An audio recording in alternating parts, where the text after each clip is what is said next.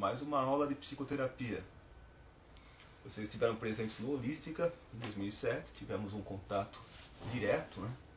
E tivemos a chance de falar cara a cara algumas coisas que ainda não pudemos abranger aqui nas aulas via internet, né?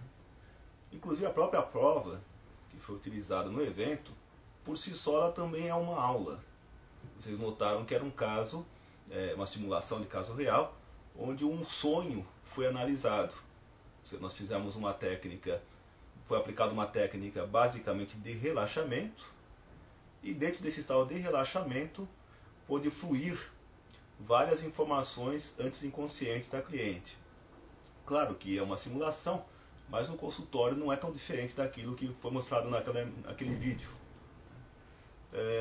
Independente do quanto já se tenha estudado de Freud, de Jung, de Reich, que é uma coisa que a gente sempre vai aprofundar e é um tema que nunca termina, independente disso, vocês podem e devem, desde já, praticarem essas técnicas de atendimento onde é feita uma associação de ideias. Na visão clássica assim, da psicanálise freudiana, tem até aquela imagem estereotipada de alguém deitado num divã, e de repente até de costas para o psicanalista que está nessa imagem caricata assim, com um caderninho, anotando o que a pessoa fala. Normalmente, num consultório real e não nessa imagem caricata, o psicoterapeuta vai estar colocando, pontuando algumas questões, aí vai bem aquilo que a gente viu em aconselhamento, para estimular o cliente a que ele desenvolva conexões ainda não pensadas entre uma situação e outra.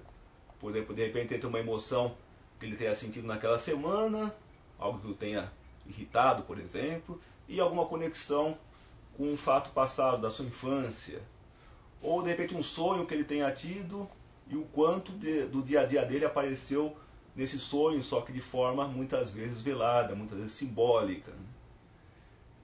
Na verdade, essa técnica de ampliação da consciência, a gente acaba sendo facilitado para o nosso trabalho, porque a gente devolve para o cliente o poder e a capacidade de se aprofundar dentro do seu inconsciente. Na verdade, nosso papel de catalisador é de facilitando esse processo. Basicamente, o que impede a pessoa no seu dia a dia de lembrar de um sonho e fazer uma conexão com algo que esteja ocorrendo na vida dele? O que impede uma pessoa de repente, de ver uma emoção que lhe incomodou, um fato que lhe incomodou no presente? O que o impede de conectar, lembrar que de repente no passado, na infância, às vezes lidando com os pais, com algum trauma dele, já houve uma certa semelhança entre os dois momentos? O que impede normalmente é a racionalização. A nossa mente está, digamos, ocupada com coisas bem concretas, bem só, de repente trabalho, família, quer dizer, são coisas muito concretas, muito pé no chão, digamos assim, e até bom que a gente se ocupe disso, mas esses pensamentos iniciais, eles dificultam que a gente tenha acesso às informações inconscientes. Então, basicamente, numa proposta de ampliação da consciência, o que nós devemos fazer é conseguir acalmar esses pensamentos do dia a dia, esses pensamentos mais racionais, esses pensamentos mais imediatos, como se a gente estivesse dissolvendo esse véu inicial de racionalização e deixasse o espontâneo, aquilo que é mais profundo, vir à tona. É mais ou menos o que se propõe, por exemplo, nas meditações, onde a pessoa fica, um dos estilos de meditação, por exemplo, o Zazen, a pessoa literalmente fica parada de frente para uma parede, deixando seus pensamentos virem, passando, sem se apegar a nenhum deles, até que começam limpando esses pensamentos iniciais, começam a vir pensamentos mais profundos. Num consultório, nós vamos acelerar esse processo, vamos catalisar. E basicamente o que nós devemos fazer é conseguir colocar o nosso cliente em estado de relaxamento. Aí existem infinitas técnicas para a gente poder utilizar. Quem tem mais facilidade com o trabalho corporal poderia usar o toque para obter esse relaxamento. Quem tem mais facilidade com uma indução verbal, conseguir falar para a pessoa relaxar, passar alguns comandos para que ela relaxe, ele pode usar a indução verbal. Se a pessoa tem facilidade para trabalhar com música, ela pode usar a música para induzir esse estado de relaxamento. De repente a pessoa trabalha com cristais, ela pode usar os cristais para obter esse estado de relaxamento. Enfim, existem vários caminhos que podem ser utilizados ou em separado ou em conjunto para conseguir colocar o cliente em estado de relaxamento. Aliás, é interessante que a gente tenha vários recursos diferentes à disposição no consultório, porque alguns clientes relaxam com uma técnica e não relaxam com outras. Então a gente precisa saber adaptar caso a caso, né? Mas o importante é que, uma vez o cliente sendo relaxado, a gente pode, verbalmente, induzi-lo a voltar, a retomar contato com aquele ponto focal daquela sessão, que pode ser um sonho, que pode ser um acontecimento da semana que o tenha perturbado, pode ser de repente depende do momento da terapia, pode ser alguma situação passada que venha sendo retomada naquela consulta para poder ser trabalhado, enfim. Deixar com que nesse estado de relaxamento o cliente possa aflorar a espontaneidade de tudo que ele disser.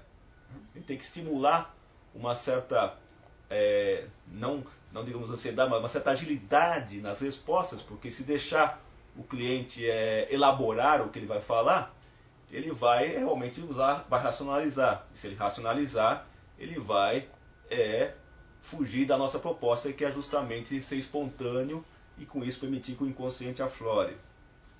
Então são algumas regrinhas básicas que a gente vai observar, e mais ou menos como vocês fizeram nos exercícios. Até poderia ser usado aqueles exercícios que nós fizemos aqui na nossa sala de aula virtual, que eram as provas, em que a gente fazia de repente criava uma história, usavam bonecos ou objetos à nossa frente para poder criar uma história, a gente faz uma redação, de repente, essas mesmas técnicas que nós utilizamos na prova, poderia ser usado com o cliente.